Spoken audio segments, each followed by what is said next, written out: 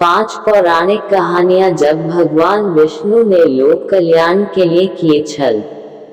नमस्कार दोस्तों, चलिए चलते हैं आगे। बहुत ही मार्मिक कहानी है, इस कहानी को आप पूरा जरूर सुने। भक्तों, हमारे YouTube देहाती अनमोल कहानी चैनल पर नई नई कथाएं व लीलाएं आती रहती हैं, इसलिए हमारे YouTube चैनल देहाती अनमोल कहानी चैनल को सब्सक्राइब जरूर करें। भक्तों, आगे कथा में जरूर ध्यान देना, बहुत अच्छी कथा है, इस कथा को आप सुना नहीं भूले। आइए चलते हैं आगे।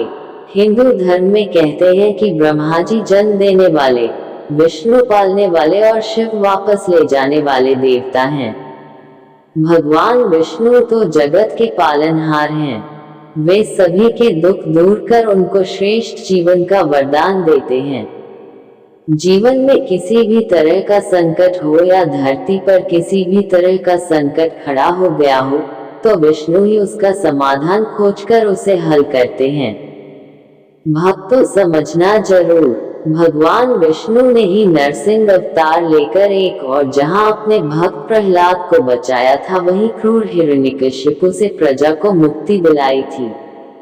उसी तरह वराह अवतार लेकर उन्होंने महाभयंकर हिरण्याक्ष का वध करके देव, मानव और अन्य सभी को भयमुक्त किया था।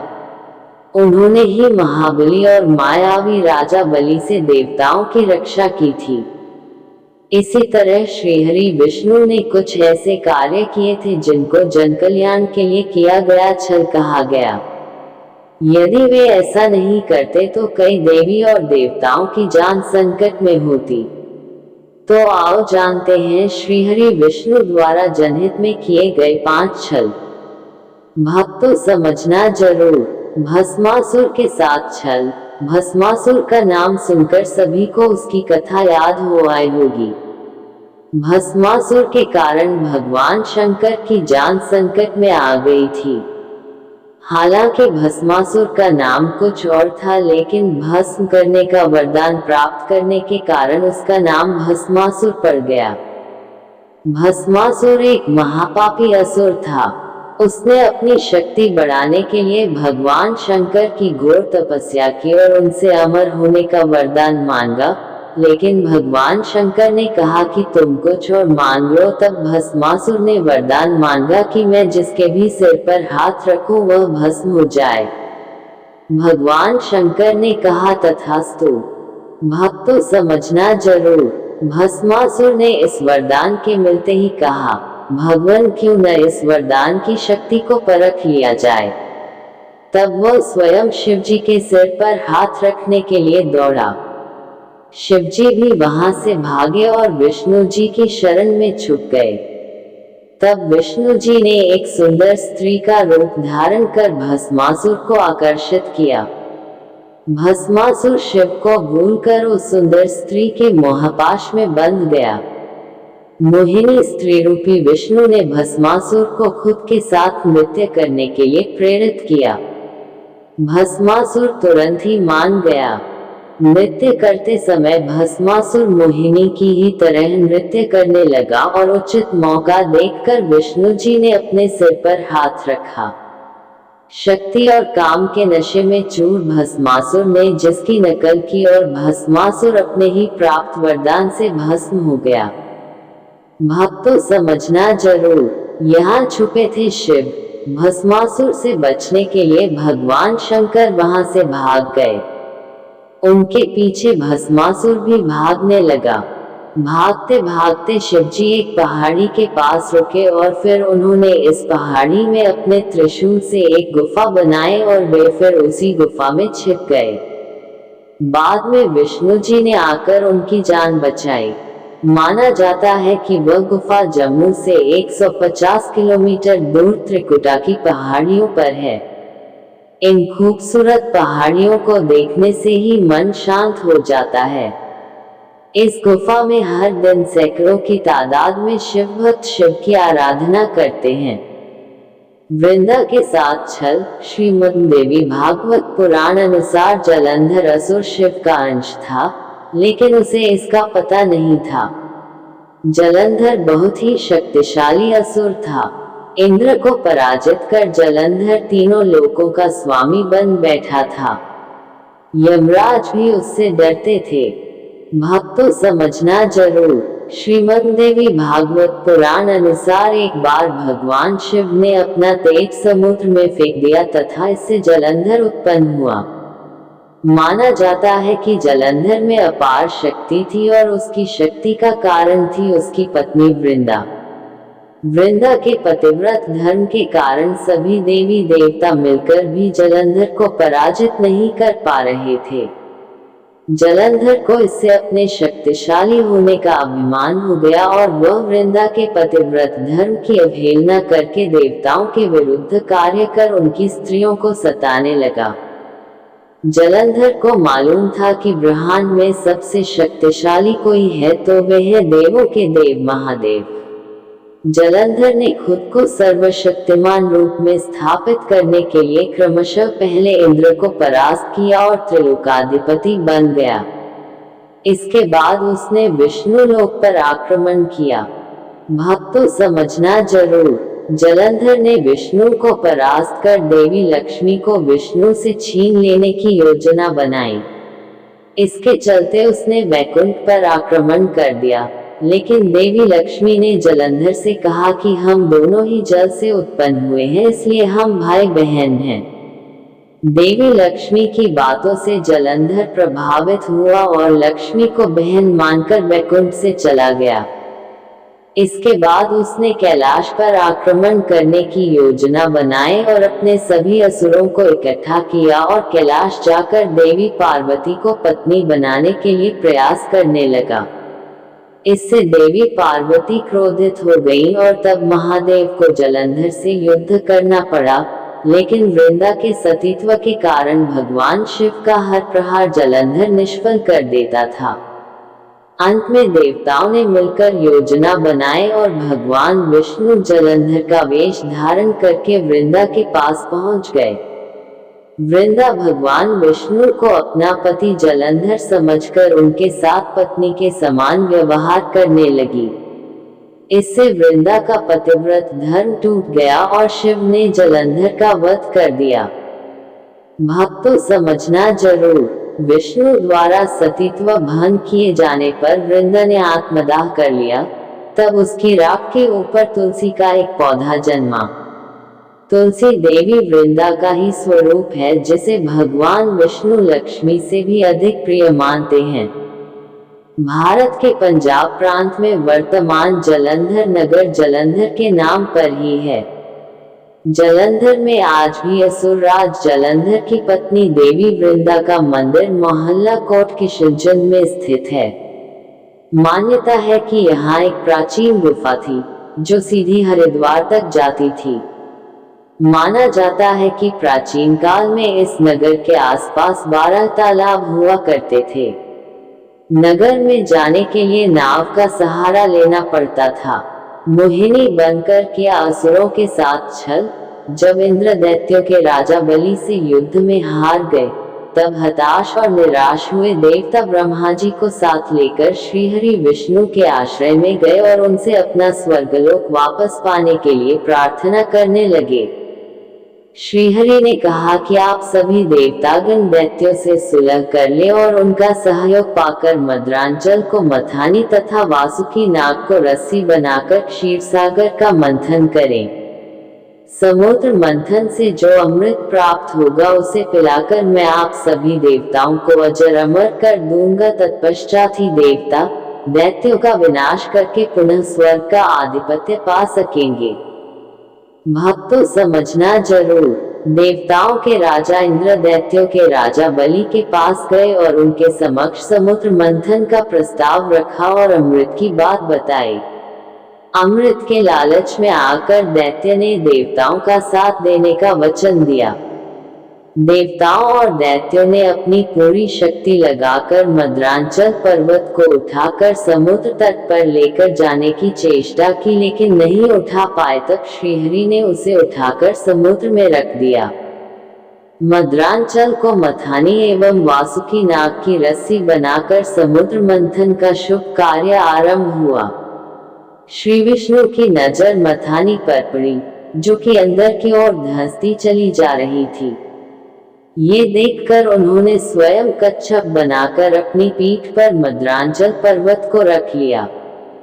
तत्पश्चात समुद्र मंथन से लक्ष्मी, कौस्तुभ, पारिजात, सुरा, धन्वंतरी, चंद्रमा, पुष्पक, ऐरावत, पांचजन्य, शंख, रंभा, कामधेनु, उच्च श्रवा और अंत में अमृत कुंभ निकले, जिसे लेकर धन्वंतरी जी आए। उनके हाथों से अमृत कलश छीनकर दैत्य भागने लगे ताकि देवताओं से पूर्व अमृत पान करके वे अमर हो जाएं। दैत्यों के बीच कलश के लिए झगड़ा शुरू हो गया और देवता हताश खड़े थे। भक्तों, समझना जरूर, श्री विष्णु अति सुंदर नारी का रूप धारण करके देवता और दैत्यों के बीच पहुंच गए और उन्होंने अमृत को समान रूप से बांटने का प्रस्ताव रखा। दैत्यों ने मोहित होकर अमृत का कलश श्री विष्णु को सौंप दिया। मोहिनी रूपधारी विष्णु ने कहा कि मैं जैसे भी विभाजन का कार्य करूं, चाहे वह उचित हो या अनुचित, तुम लोग बीच में बाधा उत्पन्न न करने का वचन दो, तभी मैं इस काम को करूंगी। सभी ने मोहिनी रूपी भगवान की बात मान ली। देवता और दैत्य अलग अलग पंक्तियों में बैठ गए। मोहिनी रूप धारण करके विष्णु ने छल से सारा अमृत देवताओं को पिला दिया, लेकिन इससे दैत्यों में भारी आक्रोश फैल गया। असुरराज बलि के साथ छल। असुरों के राजा बलि की चर्चा पुराणों में बहुत होती है। वह अपार शक्तियों का स्वामी लेकिन धर्मात्मा था। दान पुण्य करने में वह कभी पीछे नहीं रहता था। उसकी सबसे बड़ी खामी यह थी कि उसे अपनी शक्तियों पर घमंड था और वह खुद को ईश्वर के समकक्ष मानता था और वह देवताओं का घोर विरोधी था। कश्यप ऋषि की पत्नी दिति के दो प्रमुख पुत्र हिरण्यकश्यप और हिरण्याक्ष थे। हिरण्यकश्यप के 4 पुत्र थे, अनुहल्लाद, हल्लाद, भक्त प्रहलाद और संहलाद। प्रहलाद के कुल में विरोचन के पुत्र राजा बलि का जन्म हुआ। राजा बलि का राज्य संपूर्ण दक्षिण भारत में था। उन्होंने महाबलीपुरम को अपनी राजधानी बनाया था। आज भी केरल में ओणम का पर्व राजा बलि की याद में ही मनाया जाता है। राजा बलि ने विश्वविजय की सोचकर अश्वमेध यज्ञ किया और इस यज्ञ के चलते उसकी प्रसिद्धि चारों ओर फैलने लगी। अग्निहोत्र सहित उसने 98 यज्ञ संपन्न कराए थे और इस तरह उसके राज्य और शक्ति का विस्तार होता ही जा रहा था। तब उसने इंद्र के राज्य पर चढ़ाई करने की सोची। इस तरह राजा बलि ने 99वें यज्ञ की घोषणा की और सभी राज्यों और नगरवासियों को निमंत्रण भेजा। देवताओं की ओर गंधर्व और यक्ष होते थे, तो दैत्यों की ओर दानव और राक्षस। अंतिम बार हिरण्यकश्यप के पुत्र प्रहलाद और उनके पुत्र राजा बलि के साथ इंद्र का युद्ध हुआ और देवता हार गए। तब संपूर्ण जम्बूद्वीप पर असुरों का राज हो गया। भक्तों, समझना जरूर, तब लेना पड़ा वामन अवतार।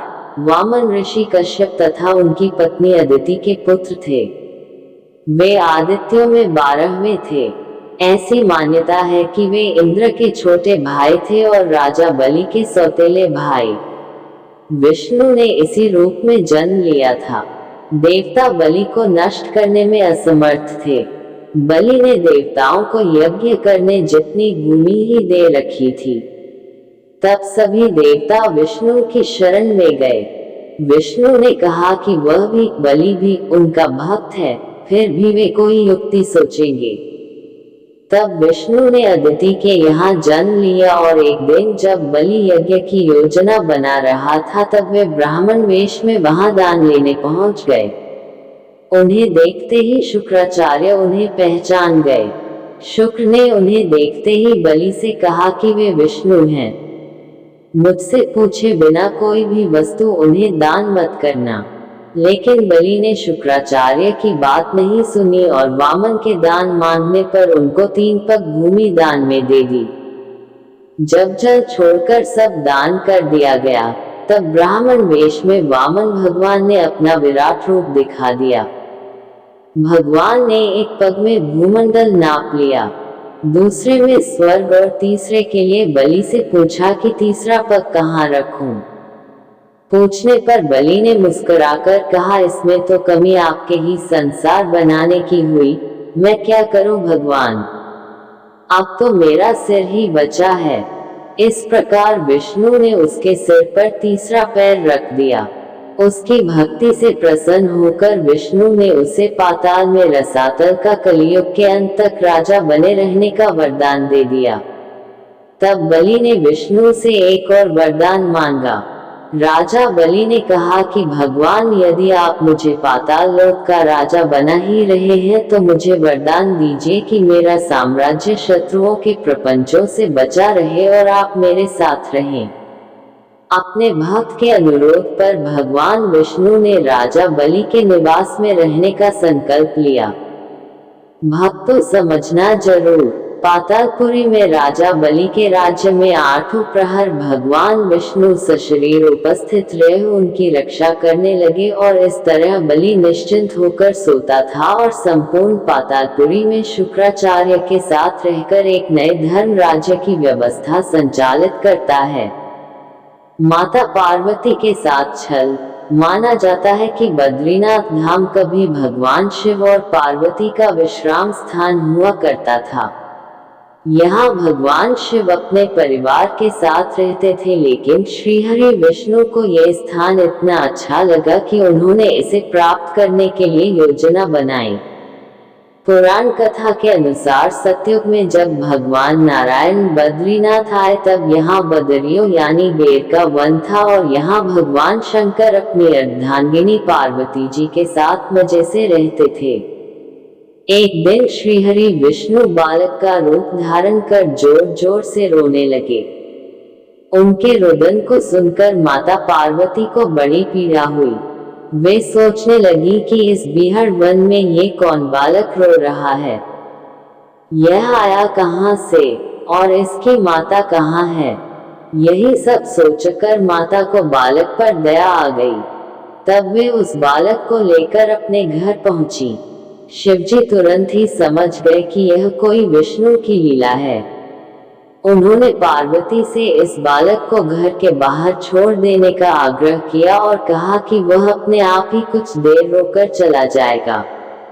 लेकिन पार्वती माँ ने उनकी बात नहीं मानी और बालक को घर में ले जाकर चुप कराकर सुलाने लगी।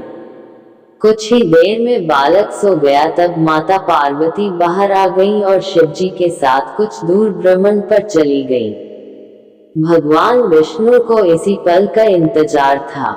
इन्होंने उठकर घर का दरवाजा बंद कर दिया। भक्तों, समझना जरूर, भगवान शिव और पार्वती जब घर लौटे तो द्वार अंदर से बंद था।